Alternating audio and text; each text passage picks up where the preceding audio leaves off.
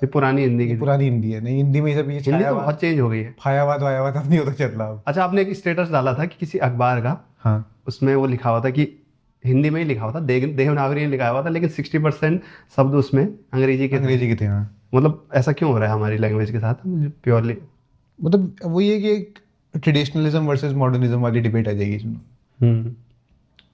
शब्द कहाँ से आपके आप लेकिन इतना इतना ज़्यादा पेनिट्रेट कर चुका है इंग्लिश, जैसे मैं भी पेनिट्रेट बोल रहा हूँ, मैं भेद नहीं बोल रहा हूँ उसको। ग्लोबलाइजेशन आ गया ना। अच्छा, लेकिन किसी और कंट्री में इतना नहीं दिखाई देता है जितना हमारे देश नहीं, में। ऐसा नहीं है, ऐसा नहीं है। मतलब आप बाकी लैंग्वेज देखोगे तो आप, लेकिन इतना ज़्यादा नहीं दिखाई देता। जापान में भी है, हर जगह है, सब है। अंग्रेजी शब्द घुसे रहते हैं, पहले भी थे ही। अंग्रेजी में भी हिंदी के शब्द होंगे। कर्म। कैश शब्द तमिल का है। कैस। हाँ, अच्छा। ऐसे जंगल हो गया, हाँ, वो भी इंग्लिश में आ गया। जंगल इंग्लिश में आ गया, पैजामा। हाँ हाँ। तो ऐसे बहुत सारे बाजार, शब्द बाजार उर्दू का है, जैसे कि अरबी का है। अब उर्दू उर्दू बहुत ज़्यादा वो इंस्पायर्ड है। उर्दू जो लैंग्वेज है वो इंस्पायर्ड है इंग्लिश से। अच्छा। जैसे बेटर का बेहतर आ गया। हाँ हाँ हाँ। और आपका ये क्या होता है, फिलोसफी का फलसफा, फलसफा बोलते हैं उसको। अच्छा। ज्योग्राफी का जोग्राफिया। हाँ हाँ हाँ। उसके ऐसे शब्द नहीं, उसमें सीधे इंग्लिश से उठाए उन्होंने, अच्छा। क्योंकि उर्दू के डेवलपमेंट में अंग्रेज़ों का बहुत बड़ा रोल था।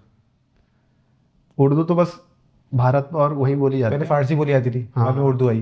फारसी अरबी ये थी। उर्दू तो मेरे हिसाब से हाइब्रिड है। बहुत लेट आई उर्दू। हाँ, हाइब्रिड है थोड़ी सही से। उर्दू मतलब ऐसी भाषा थी, इसको कैंप लैंग्वेज थी ये। अच्छा, क्या लगे मतलब? जो इनके कैंप्स होते थे तुर्कों के, उसमें बोली जाती थी कि लोकल्स के साथ ये बात कर सकें। मेनली ये लोग अच्छा। फारसी बोलते थे। हाँ हाँ हाँ। ये कहावत चलती थी पहले इंडिया में, हाथ कंगन को आरसी क्या, पढ़े लिखे को फारसी फारसी क्या? हाँ। क्या। इसका मतलब क्या था? कुछ नहीं आता था उसको फारसी सीख लो तो नौकरी मिल जाएगी। जैसे आजकल होता है, कुछ नहीं आता था इंग्लिश सीख लो, हाँ हाँ कुछ तो मिलेगा। हाँ हाँ हाँ। उस समय भी निकल उस गया समय ऐसा होता था फारसी सीख लो। अच्छा, जैसे अब इंग्लिश में कह रहे थे आपकी और सब जगह कर्म का कर्मा बन गया, लेकिन हाँ। राम का रामा बन गया, योग का योगा बन गया। उन्होंने योगा, ये चीजें होनी चाहिए थी कि हमारी जिम्मेदारी थी इस चीज को रोके कि भाई उनको सही करेगी। इसको इसका एक टर्म है हेजेमोनी का होता है। मतलब एक बहुत बड़े मार्क्सिस्ट स्कॉलर हैं, अगर आपने मार्क्सिज्म को पढ़ा होगा, मैंने कार्ल मार्क्स को ही पढ़ा है। कार्ल मार्क्स को पढ़ा होगा आपने। कार्ल मार्क्स पे डिस्कशन करते हैं इसके बाद। पहले एंटोनियो ग्रैम्सी जो हैं, ये नियो मार्क्सिज्म के साथ जुड़े हुए हैं। हाँ हाँ।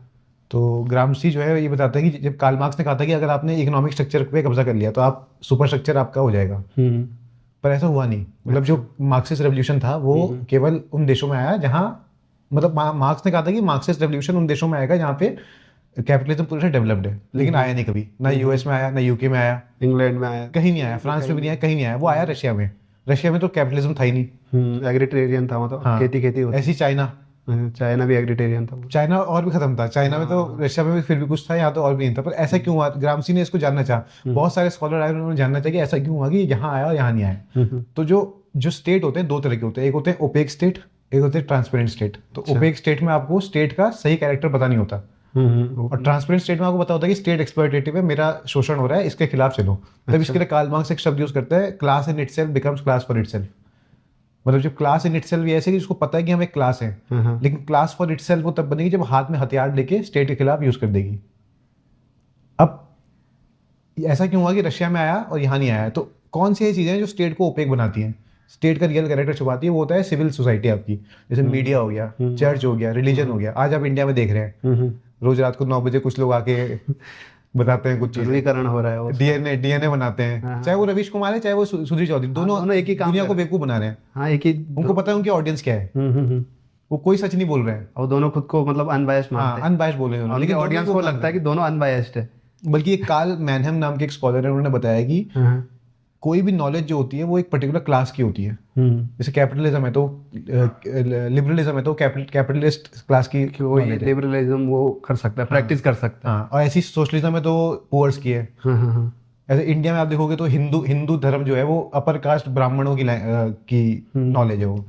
अगर आप ये जो बहुजन समाज वाली जो चीज़ है वो दलितों की है। सच्चाई किसमें ज़्यादा कुछ नहीं है, लेकिन बस वो ऐसा है कि मतलब वो बस बताया गया, एक नॉलेज क्रिएट की जाती है। इसमें अभी हम आगे डिस्कस करेंगे इसमें क्या चीज़ें होती हैं, लेकिन जो ग्रामसी ने बताया था कि जो स्टेट को ओपेक बनाते हैं ये इंस्टीट्यूशन बना देंगे ओपेक। अब वहाँ रेवोल्यूशन इसलिए नहीं आता कि ये लोग अपनी पावर को जो मेंटेन करते हैं वो हेजेमोनी के थ्रू मेंटेन करते हैं। ये लोग मतलब कौन? जो जितने भी कैपिटलिस्ट होते हैं। अच्छा। तो ये लैंग्वेज के थ्रू, मूवीज के थ्रू, जैसे हम काले हैं तो क्या हुआ दिलवाले हैं, अब काले को नीचा दिखाना है। ऐसे ही आप बाकी चीज़ें देखोगे तो हिंदी को डिग्रेड करना है, चाहे बॉलीवुड मूवीज़ के थ्रू आप देखोगे हिंदी को डिग्रेड किया गया, उर्दू उर्दू उर्दू को उठाया गया, क्योंकि उर्दू एलीट की लैंग्वेज थी, ये भी सच है, एलीट की लैंग्वेज है उर्दू। उर्दू है, इंग्लिश है, एलीट की लैंग्वेज है। अच्छा। ऐसा कोई खराबी नहीं है उर्दू में, पर उर्दू एलीट की लैंग्वेज है।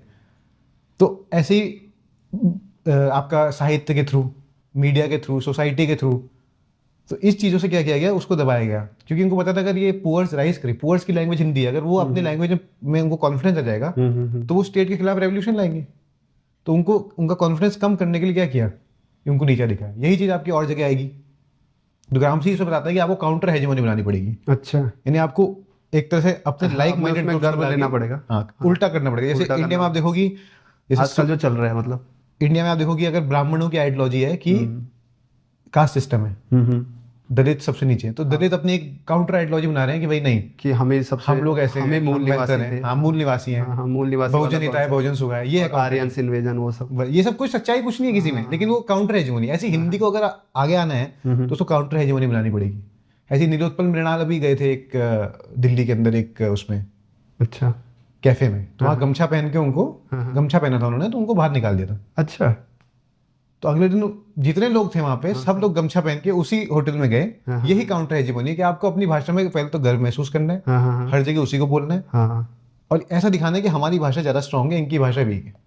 तो ऐसा मुझे लगता है गढ़वाली के साथ भी हुआ है, होना चाहिए यार। और बहुत ज्यादा गढ़वाली के साथ तो बहुत ज्यादा हुआ है। हमारे लोग खुद गढ़वाली नहीं बोलते, आप गढ़वाली कुमाऊनी हो? कुमाऊनी बस। तो कुमाऊनी तो और यहाँ गढ़वाल में तो फिर भी बोल देते हैं। हाँ। कुमाऊं में तो मैंने देखा नहीं कि आपस में दोनों लोग बाहर, जैसे दिल्ली में मिलेंगे, देहरादून हल्द्वानी में मिलेंगे, मतलब बड़े बूढ़े तो बोलती है, बड़े बूढ़े तो बोलते हैं, लेकिन वो तो एक जनरेशन वो तो गई है। धीरे धीरे उनका हिंदीकरण हुआ, और हमारे टाइम पे तो हम बिल्कुल आता ही नहीं है। पहले हिंदी की बनेगी, फिर उसके बाद आगे अंग्रेजी आएगी। हाँ।